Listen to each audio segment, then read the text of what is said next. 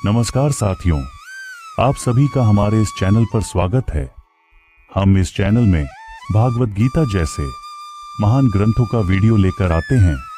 गीता सार एक ऐसा सार है जो पूरे आपके जीवन को परिवर्तन कर सकता है, इसके सुनने मात्र से ही, और इसे सुनकर अपने जीवन में अनुसरण करके आप अपने जीवन को धन्य बना सकते हो और मोक्ष की प्राप्ति हेतु आगे बढ़ सकते हो। इस वीडियो में हम भागवत गीता के 18 अध्यायों में से 14वें अध्याय को आप सभी को परोस रहे हैं।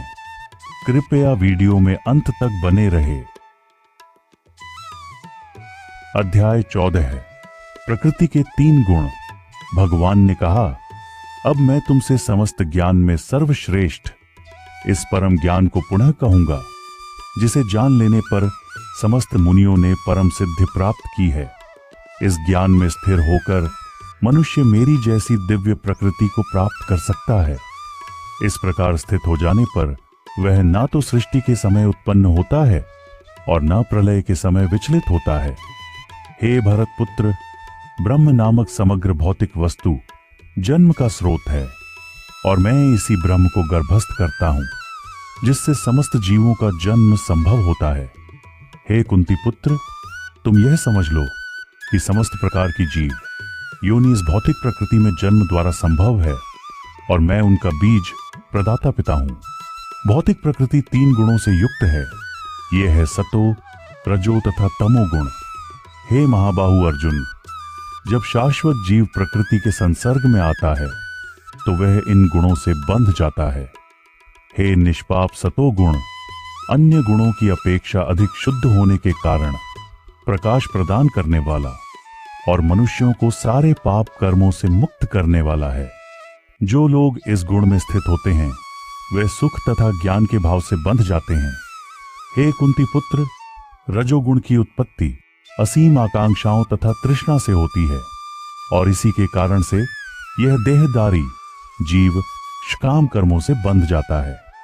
हे भरत पुत्र, तुम जान लो कि अज्ञान से उत्पन्न तमोगुण समस्त देहधारी जीवों का मोह है। इस गुण के प्रतिफल पागलपन, आलस तथा नींद है, जो बद्ध जीव को बांधते हैं। हे भरत पुत्र, सतोगुण मनुष्य को सुख से बांधता है, रजोगुण काम कर्म से बांधता है और तमोगुण मनुष्य के ज्ञान को ढककर उसे पागलपन से बांधता है। हे भरत पुत्र, कभी कभी सतोगुण रजोगुण तथा तमोगुण को परास्त करके प्रधान बन जाता है, तो कभी रजोगुण सतोगुण तथा तमोगुण को परास्त कर देता है और कभी ऐसा होता है कि तमोगुण सतो तथा रजोगुणों को परास्त कर देता है।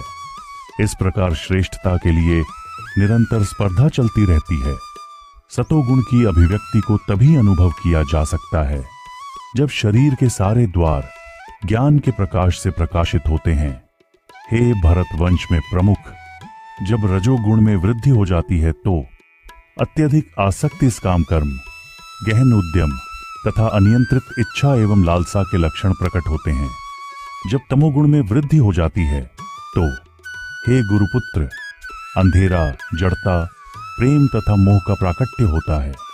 जब कोई सतोगुण में मरता है तो उसे महर्षि के विशुद्ध उच्चतर लोकों की प्राप्ति होती है। जब कोई रजोगुण में मरता है तो वह काम कर्मियों के बीच में जन्म ग्रहण करता है और जब कोई तमोगुण में मरता है तो वह पशु योनि में जन्म धारण करता है।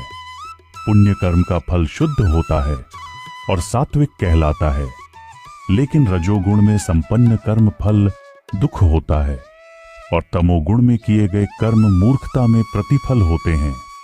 सतोगुण से वास्तविक ज्ञान उत्पन्न होता है, रजोगुण से लोभ उत्पन्न होता है और तमोगुण से अज्ञान, प्रमाद और मोह उत्पन्न होते हैं।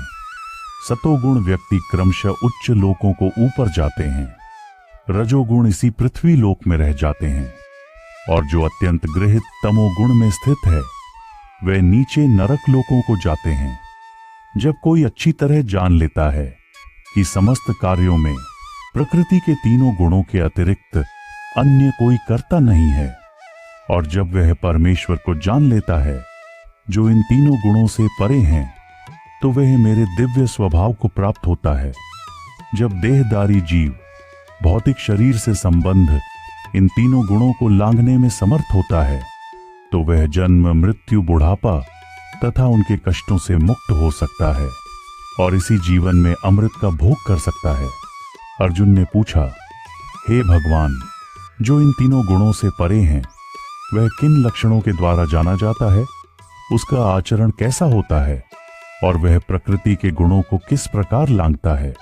भगवान ने कहा, हे पांडुपुत्र, जो प्रकाश, आसक्ति तथा मोह के उपस्थित होने पर ना तो उनसे घृणा करता है और न लुप्त हो जाने पर उनकी इच्छा करता है, जो भौतिक गुणों की इन समस्त प्रतिक्रिया से निश्चल तथा अविचलित रहता है और यह जानकर कि केवल गुण ही क्रियाशील है, उदासीन तथा दिव्य बना रहता है, जो अपने आप में स्थित है और सुख तथा दुख को एक समान मानता है, जो मिट्टी के ढेले पत्थर एवं स्वर्ण के टुकड़े को समान दृष्टि से देखता है, जो अनुकूल तथा प्रतिकूल के प्रति समान बना रहता है, जो धीर है और प्रशंसा तथा बुराई, मान तथा अपमान में समान भाव से रहता है, जो शत्रु तथा मित्र के साथ समान व्यवहार करता है और जिसने सारे भौतिक कार्यों का परित्याग कर दिया है, ऐसे व्यक्ति को प्रकृति के गुणों से अतीत कहते हैं, जो समस्त परिस्थितियों में अविचलित भाव से पूर्ण भक्ति में प्रवृत्त होता है।